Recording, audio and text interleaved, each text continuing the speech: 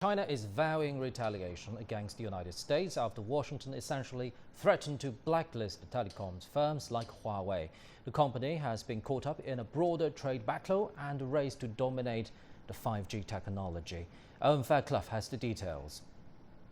It's a double punch for Huawei. An executive order signed by US President Donald Trump bans companies from buying telecoms equipment if they pose a national security risk. Now, while it's true Huawei wasn't named in this national emergency, the US accuses this company of spying on Americans. And it gets worse for Huawei.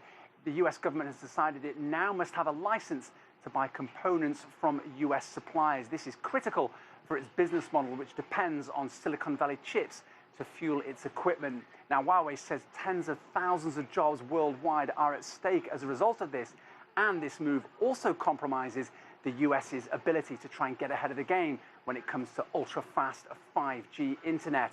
And China's foreign ministry went even further. We urge the U.S. to stop its wrong practices, create conditions for Chinese and American companies to carry out normal trade and cooperation, and avoid causing more damage to bilateral economic and trade ties. The Chinese side will take necessary measures to safeguard the legitimate rights and interests of our companies. It isn't clear what kind of retaliation China's been hinting at, but it is of concern to many experts that it's now moving from discussions about retaliation over trade into national security. And while China isn't a specific target of this executive order from the United States, the timing has to be coincidental, even though the White House was at pains to say it wasn't.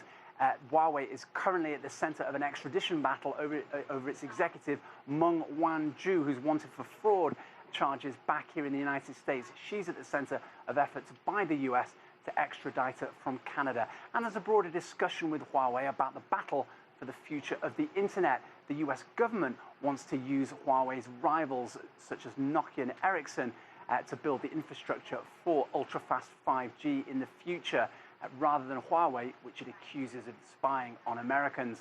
It's a bigger problem as well for China right now, because this is one issue that has rare bipartisan support here in the United States. Owen Fairclough, CGTN, Washington.